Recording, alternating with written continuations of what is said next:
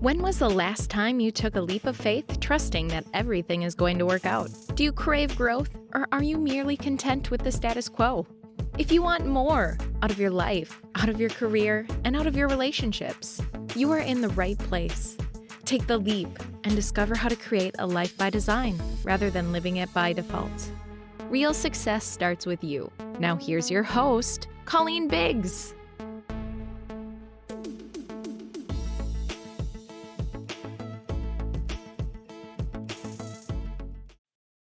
Well, hello, everyone. Good afternoon, good evening, or good morning, depending upon where you're joining us from today. But I want to welcome you back to Take the Leap. I am your host, as always, Colleen Biggs. And every week we bring you amazing experts that are going to bring their nuggets of wisdom, techniques, things for you to do in your life that are either going to produce better relationships, better results in your business, or maybe even get you to contemplate and think about how you can pivot and do something a little bit different with your life because you realize you haven't been designing your life the way you desire it to be designed.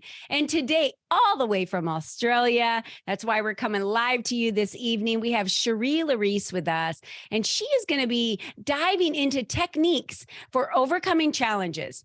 We all have them in every areas of our life, in our business, in our relationships, in every single thing we do. It might even be overcoming challenges of getting out of your own way. So we're going to be diving into that today. But before we do, we certainly want to thank today's sponsor of today's show, Beyond Basil Mobile Pizzeria. Imagine if your wedding and private event was catered by a luxurious trailer equipped with wholesome ingredients and lots of TLC and a pizza oven imported from Italy. Our goal at Beyond Basil is to make the best pizza you've ever had. We know how to do this too. Your best pizza experience is our highest priority. Be sure to contact us on Instagram at Beyond Basil Pizza and follow us there to see scrumptious pizza photos or online at beyondbasilmobilepizzeria.com. It's easy to plan your next event with us. We've got you covered. Thank you for Beyond Basil for being our sponsor of today's show. Like I said, techniques for overcoming challenges. What does that mean? Well, Sherrie Laryse is an author, teacher, and mentor with 10 plus years of working in human behavior, neurolinguistics, grief, trauma, psychosomatics, mental illness, yoga, and meditation. Whew.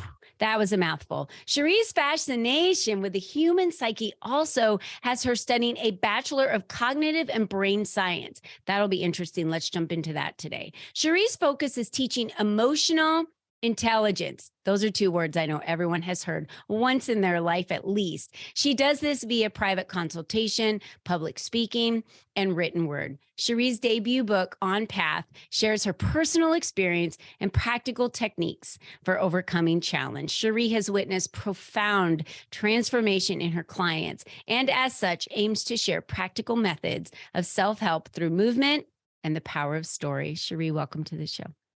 Thank you so much, Colleen.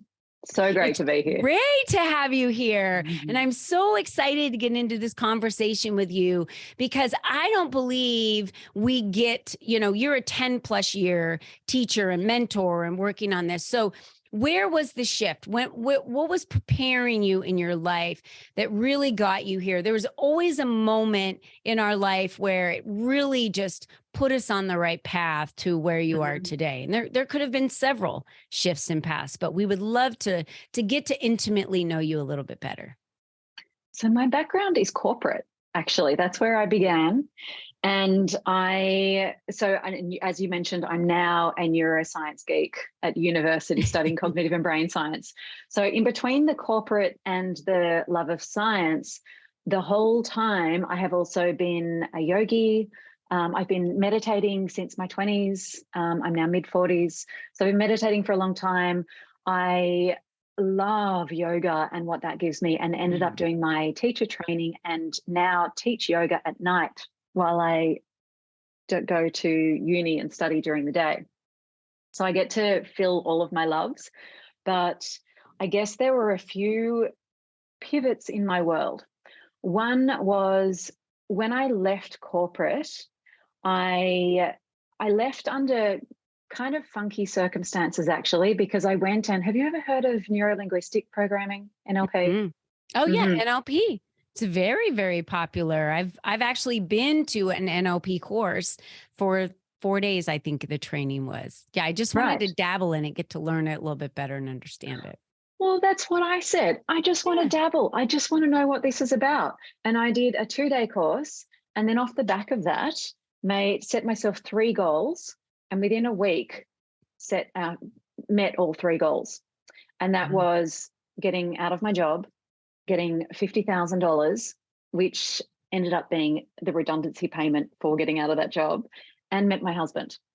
Wow. So then, because I got those 3 goals in a week, that meant, okay, well, I can't just dabble. There's something going on here. So that was my first pivot in life. And I threw myself into learning everything I could about NLP specifically. But I also just went on this, I went down a rabbit hole of learning everything that I could. And that's also what led me into my yoga teacher training, led me into doing all sorts of courses on human behavior. I met John Demartini. I'm not sure if you're familiar with him. I do. I've actually interviewed John Demartini on my podcast. Yeah. I interviewed him over 2 years ago.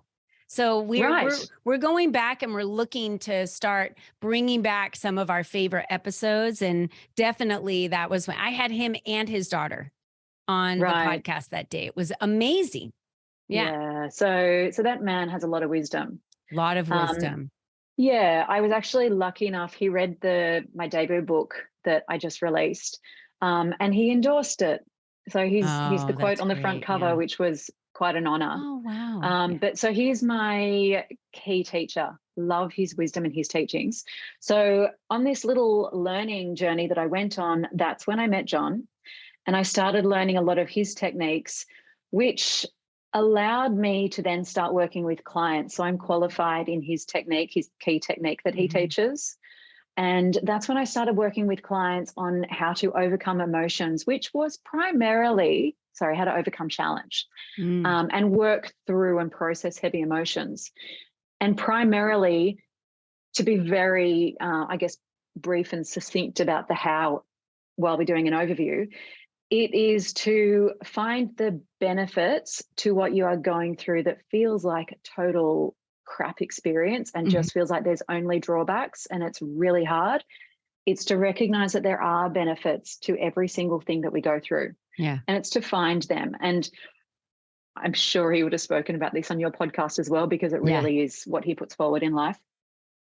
So I started working with clients, helping them do that. And then I went through my own challenge, and this was my second big pivot that led me to where I am in life. And that was my own challenge of not being able to fall pregnant. And I'm in a beautiful relationship, and we're both super healthy, super clean. My husband, his body is a temple. He doesn't drink coffee. He doesn't do anything. He doesn't drink. He hasn't drunk ever since I've met him. So he's super, super healthy.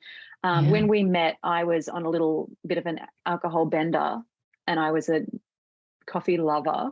I have totally become so much cleaner since meeting him, because there's something about when you're a drinker and you're with somebody who's a non-drinker, it's not fun getting a little bit tipsy on your own. And especially when he was my brand new boyfriend, who I was so into, and I wanted to be on his page. And we'd go out for dinner. He'd say, have a glass of wine if you want to. And I'd get through the first one. I think, this isn't as fun on my own. It's not fun unless someone's having one with you, right? So if you're walking into a coffee house and you're like, oh, I love coffee, and the other person is like, meh, and they're with you every day, you're like, well, let's just skip the coffee house. It doesn't matter anymore, So let's just go for a walk on the beach. Yeah. So he's been a really good influence on my life in those respects. And I was already pretty healthy anyway. But then he allowed me to clean up those last few things just to become even healthier. So then I was really frustrated and kind of thrown when I couldn't fall pregnant, because we were like picture perfect health, right? went to the doctor, had all the tests, helped me find out what's wrong. And they said, no, nothing's wrong. You're in great health, which is so frustrating when somebody tells you you're in great health when there's, You're there's like, a problem. well, then what? You want to know, why can't I? So if I'm in great health and he's in great health, then what's the problem? And if we can't find the problem, then we can't fix the problem. Right. So that was really frustrating. And after 7 years of going through loads of tests, oh my God, Colleen, I saw everybody to try and fall pregnant. Yeah. Everybody. We have a daughter who's been through in vitro like several times. And I have a niece of ours that just had their first baby, and she had been on this journey for over 15 years. Have done in vitro several times, went from specialist to specialist to specialist. They had given up thinking we're just going to live our lives without a baby because they're in their late 30s. And they were like, well, that's okay. And they just had their first baby girl. I mean, it was a miracle. It was a miracle. Yeah, that's beautiful. That is beautiful. Yeah. The 15 years, that's a really long time to go through that emotional exhaustion. A roller coaster for sure. And trying is tiring emotionally. Yeah. It's not a healthy, fun, vibrant sexual relationship. There's a singular focus and emotionally, both of you are exhausted through, and then all of the shots and the things that you have to do that change your mood and your body and the hormones. It is absolutely exhausting. I've watched it. So I probably should clarify. When I say I tried everything up to the point of IVF. And I didn't go there. I had a little, I guess that was my, everyone needs to have their point of, yes, and those people that do IVF as well, you've got to have your line of, okay, we're going to do this many rounds, and you need to call it somewhere. So I called it at IVF. And I think this was also my love of health and getting my body into this really optimal state. I really believed in my body. Yeah. And so I tried all of the natural alternatives that would support my body to be in optimal health to do that. And I kept believing in it and believing in it and believing in it. And sooner or later, I needed to find another way around my headspace. So this is the biggest challenge that I have overcome, and this is now why I specialize in helping people overcome challenges, because this is a really big one to go against your innate need to procreate, that it's biological. It's not just a fuzzy desire that I came up with. And, I saw it on TV and thought, yes, I want that. That's my next goal. It's biological. So to overcome something like that takes took a lot of work. Yeah. So now, yes, I do feel that I'm able to help other people through it. And because of where I am now, and I feel like my journey, my challenge, everything that I went through has been one of the greatest gifts that I could ever get in life. Yeah. Now, when people come to me and say, okay, I've got this challenge, it's weighing me down, it's breaking me, I'm crumbling, I can hold their hand and say, I know there is another side. I know there are positives to this that I realize you can't see right now, you can't feel, you can't even acknowledge that they exist, but I know they do. So I have the capacity to hold you through this. Earlier when you talked about the challenges that we're in and how the beautiful benefits that come out of that is how I see. I always ask the question when I'm going through a heavy challenge. I always will say, God, show me the lesson in all of this. Show me what I need to learn. Show me the benefits of why I'm going through this. And I see the benefits now on the other side of why you went through that, which prepared you for everything you're able to do today to lead, guide, share light through others' challenges. And we could talk for 5 hours on techniques for overcoming challenges. What would you say, especially for our listeners that are out there, when they feel a challenge coming on, there's several ways to look at that. One would be, I have a challenge. I need to get an answer. If I have an answer to the challenge, it might be a knowledge gap or something like that. That could be an easy challenge that you need to overcome, which is just simply getting an answer and whatever it may be, a hurdle or something small. When you're dealing or working with clients that have a larger challenge, give me an idea of what some of those challenges may be that they're coming to you with, and some of those techniques that you would use to walk them through that. So people who are in current challenges, it's often relationship challenges, whether that is with their intimate partner, their parent. That's a big juicy one. Ones. Yeah, that exists in my life. They're juicy. Yeah. So that, not as much so just of, who people who gravitate to me, but little relationships at work, colleagues, bosses, things like that. Oh, yeah. But mostly people come to me about past challenges that are still weighing them down. So past traumas, and that is in all sorts of really ugly flavors. Mm-hmm. Yeah. Do you find that some of those past traumas, because of the length and time of them, that they've now festered and shown up in ailments in their body and pain and many other aspects, and they're just realizing that they just feel burdened, and it truly is weight. It could be weight on their body. It could be weight in their emotions. It could be pain within their body. Do you find that that's common? Absolutely. Mm-hmm. And when we have stress, even if it is something, even if day to day we feel like we're going about life, it's sunny outside, we're going for a walk on the beach, we're buying an ice cream, we're, happy as anything. If we have this stress that is sitting in the background that we haven't yet been able to work through, then you still have the cortisol that goes with having a stress. You still have the inflammation that is created in the body that can show up as all sorts of ailments, arthritis, or inflammation creates a number of problems every pain in our system. Pretty much. I see stress really come on a lot in back pain. I see it in headaches, migraines. I was in a relationship. I'll share this quick, and my listeners have heard this. I was in a dating relationship for about 5 years. And it was a very strange relationship. That person had never been married. They had never had any children, yet they were very condescending to me, very strict on what a bad mother I was. They had no clue, right? And I was just thinking, why am I allowing this person to talk down to me all the time? Well, I started getting multiple migraines. I had never really had headaches before in my life. I had CAT scans, kept going into the doctors. I had to be transported from the office several times home because they were so bad. I couldn't see, I couldn't drive.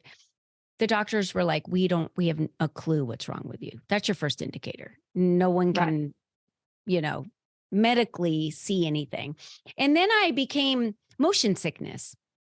Never in my life. I could ride roller coasters, be in boats, cars, cruises. Nothing ever bothered me. Now I couldn't do anything without taking a pill or having something that would help me with motion sickness. So I thought this was just my life. I'm getting older. Maybe things change. I would have to go in and, get shots in the emergency room for these medical migraines. And I broke the relationship off. And wouldn't you know it, this is the truth. All the migraines went away. I've not even had one migraine since that day. And it's been 16 It doesn't surprise me at all. Mm-hmm. Psychosomatics. And I have zero motion sickness. Right. Yeah. Yeah. Now, in the moment when I was in the relationship, and this is why I wanted to talk about some techniques for overcoming challenges, I had a challenge in that moment with this person, and my relationship wasn't very good, but I had no idea that was a linear line to a migraine, a linear line to the motion. I just thought my body was changing, and I didn't realize that those physical ailments were showing up because of this relationship. Right. Yeah. Right. So I actually talk a lot about this in my book. So the book is On Path. correct? Yes. On Mhm. Path. And we have the link for all of you to scroll down, or if you're on Facebook, the link is there for you to click on. You'll get right to her book on Amazon. Go ahead, Sherrie. Awesome. Thank you. So I talk through a whole lot of my challenges in there, and I pretty much use myself as a case study for challenge and how to get through them.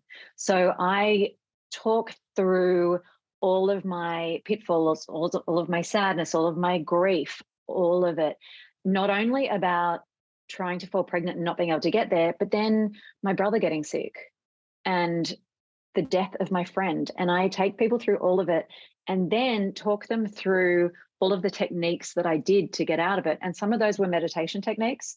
Some of those were emotional intelligence. And it was an exercise that I took myself and literally pen to paper, started writing down answers to repeated questions that I would ask myself. For example, the benefits. That is one of the questions that I ask myself.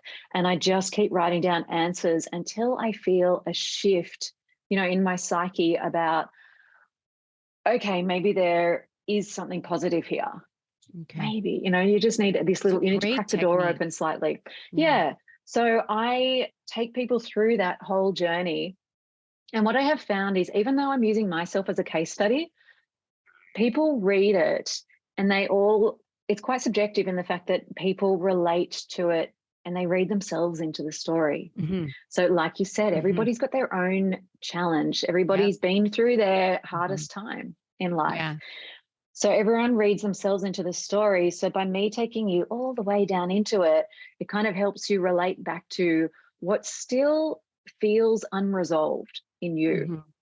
And then when I talk you through the techniques that I did to come out of it, you can't help but have this seed planted and it just starts percolating in the background about, okay, well, what are the benefits to me? Or, the meditation that I talk you through, then you lie in bed at night and it just starts simmering.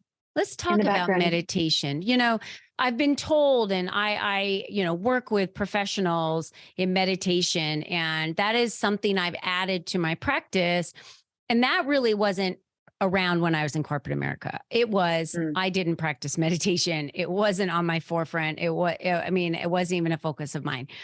Since becoming an entrepreneur, I realized, because I'm so responsible for my psyche, my mindset, you essentially are taking a job where someone says, congratulations, Sherrie, I just gave you the best job ever. You are 100% commission. We love you. Go sell. Yeah. And most entrepreneurs don't realize that. So talk about meditation. This is every single person I've ever studied in success, billionaires, any book I've ever read, meditation, exercise, and journaling are the top 3 things that they always have for themselves every single day. Why would meditation be equal to someone who's extremely successful? Why does that technique work so well? Because it changes the neural pathways in your brain. That is the very short answer. Now, one thing that it actually does so many things. So the amygdala, the limbic part of our brain that is in charge of emotions and survival instincts. When we get stressed, our survival instincts kick into play and we become very rash, very erratic, very kill or be killed, which is why when people are stressed, arguments become really ugly. Fight or flight. And you don't think the way we're fight built. or flight. Yeah. Mm-hmm. Right. So you put all of the blood and glucose into that part of the brain, and that's the part that then becomes dominant, that you see the world in, that you act on. Mm-hmm. When you meditate, you weaken those pathways to the limbic system and instead strengthen the pathways to the prefrontal cortex, which is in charge of your rational thinking, your logic, your clear thinking, your good decision making, being able to weigh things up. Every successful person needs to be able to make decisions rationally with clear thinking, as opposed to, oh crap, fight or flight, kill or be killed. That's not sustainable. Yeah. So meditation is crucial for that, if nothing else. when even going through some of the emotional intelligence techniques and the exercises that I would do, I found it really hard to even sit down and be still and think without being able to meditate first. And sometimes a meditation for me is just sitting down for 5 minutes, if that's all I feel that I have or all I can sit still for because I'm so anxious, nervous, scared, stressed, whatever, and just follow my breath for 5 minutes. If that becomes too hard, then listen to all of the sounds outside and just be with sound, because there's something about sound that is, or actually, sound is right now. Our mind is often in the past or it's in the future, and it's ruminating, it's dwelling, or it's imagining and forecasting all these bad events and all these things that will go wrong, and the anxiety is building up.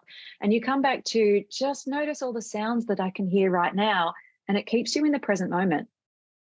So that, as a meditation technique, is really easy and something that everybody has access to when they're driving in the car. You can just become present while you're driving and listen to all of the sounds around you. Listen to the traffic, listen to the horns, listen to the bus, whatever it may be. It doesn't have to be something that is saved for a quiet moment when you can get the kids to bed, when you can get the TV off. You don't have to wait for some special moment that may never arrive. Just, you can make meditation as part of your daily routine. Do it while you're in the shower and concentrate on the water as it hits your skin. There's so many different techniques.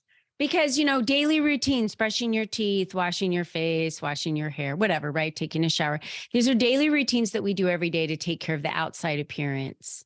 And there are so many daily routines that are absent in so many people's lives because to them, it's not an important piece. But if they were able to see what you were talking about from the inside out, right? Because we're focused on the outside appearance of what we take care of every day. If we were able to focus on the inside out and they were able to visibly see the brain and how the meditation changes the synapses and the neuropathways, then I do believe that most people would elect to do more meditating. And I love that you said you could do it in the car while you're driving and kind of zone out and listen to the sounds and not zone out. Don't zone out. Well, that's true. I guess maybe at a stoplight, but that's the only time. But it's a hyper focus as opposed to a zoning out. Yeah. Yeah. That I really feel that if one technique could be taken from today and someone were to add meditation to a daily practice, it would completely change their life. Yes. Yeah. Yes. And try it. I mean, try just listening to the sounds around you. Otherwise, on my website, which I know you're going to share, I have a bunch of free meditations, and I've kept them to under 15 minutes to keep it really user-friendly and bite-sized.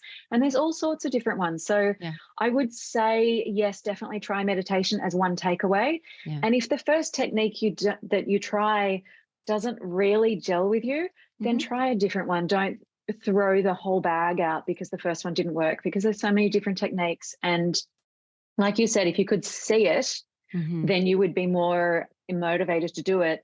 Right. And with brain imaging today, with fMRIs, we actually can see it. We can see the blood flow moving to different areas. So, you can Google those images if you are somebody who needs a visual in order to talk yourself into doing this. Yeah.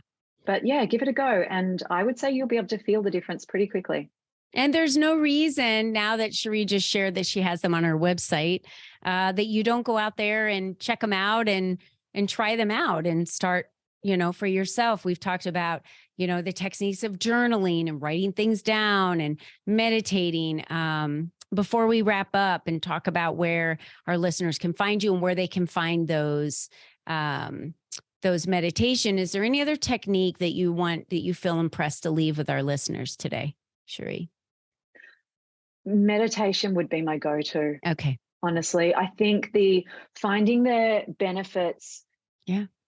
I think that is absolutely crucial, but I do think that is difficult to do on your own for the first time, especially if you've got something really crunchy that you're working with.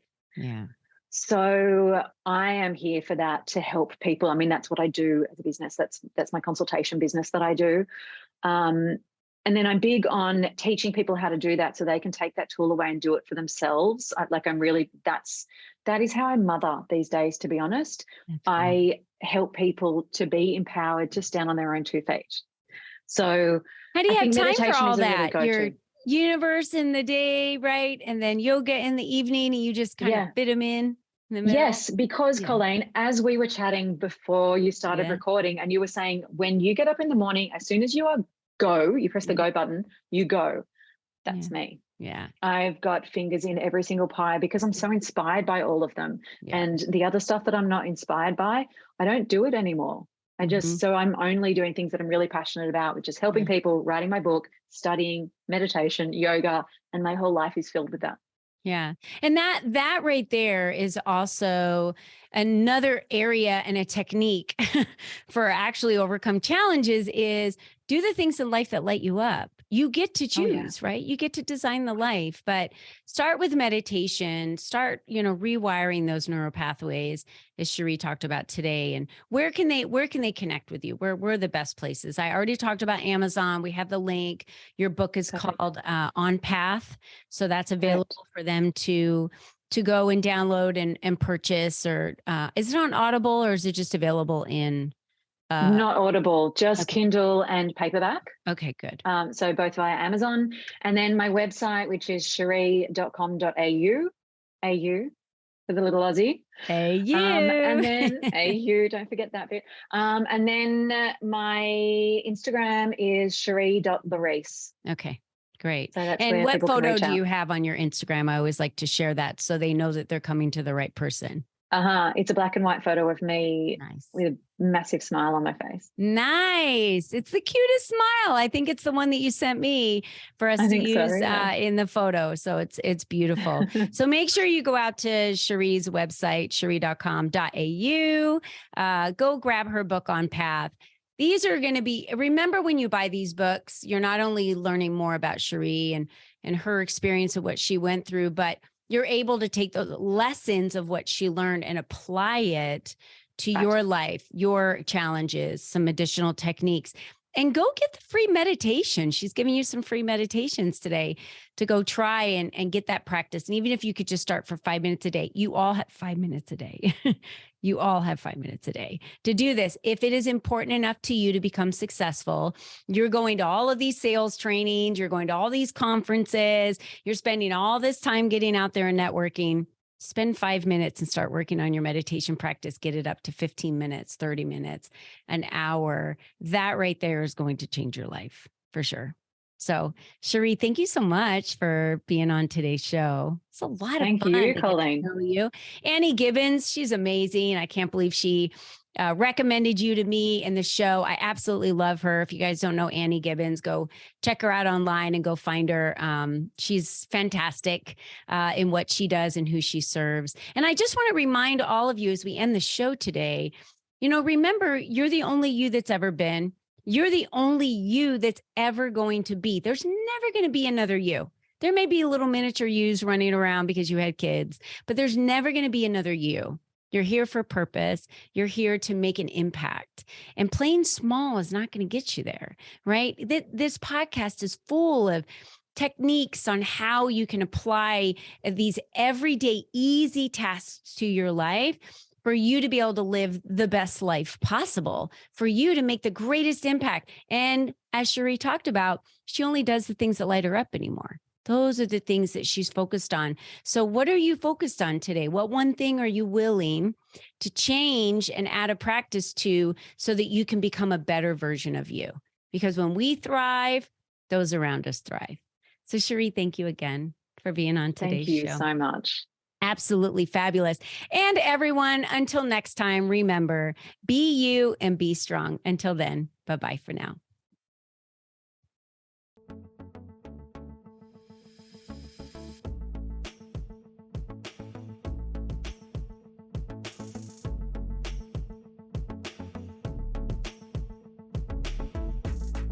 We hope you enjoyed our show today, as our guests shared their secrets on designing their life by taking the necessary leaps to expand their influence and attract the right people and clients into their lives. To start these easy steps for yourself, be sure to visit www.colleenbiggs.net/freebies to download the 7 ways to increase your exposure today.